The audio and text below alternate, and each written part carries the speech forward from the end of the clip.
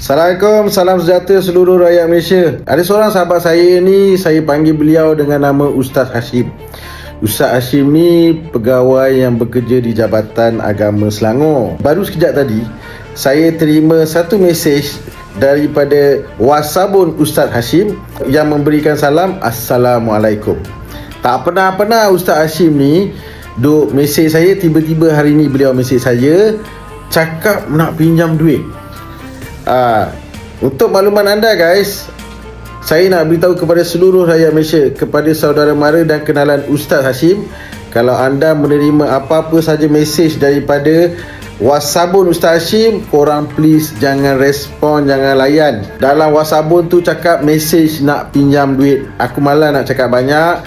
Aku tunjukkan korang wasabun antara Ustaz Hashim yang tak betul kepada aku.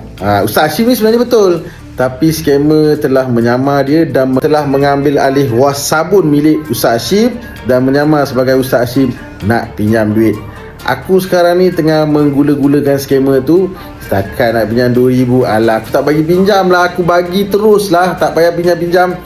Guys, berhati-hati kepada rakan-rakan anda, saudara mara anda yang nak pinjam duit. Ingat siapa-siapa pun mesej korang nak pinjam duit, kau jangan layan, jangan respon walaupun kau kenal, kerana itu sebenarnya mesej daripada skamer. Ustaz Hashim, wasabun Ustaz Hashim dah kena ambil ni. Macam mana Ustaz Hashim?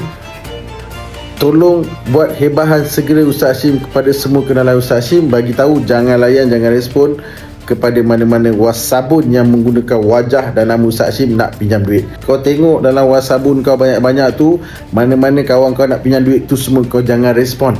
Lagi satu, kau memang tak nak bagi pinjam duit tu pun kan? Ini satu alasan yang bagus. Katalah kawan betul nak pinjam duit kau, terjumpa kau tengah minum kopi, tengah ada event, dia kata, hari tu aku mesej kau nak pinjam duit, kau tak nak bagi Kau guna alasan, sorry lah, aku ingatkan skamer yang mesej aku. Sebab Rahmat cakap mana-mana orang yang mesej nak pinjam duit itu semua skamer. Kau guna je alasan tu, selamat duit kau. Tak nak kena scam, dengar cakap Rahmat. Fitri Abdullah.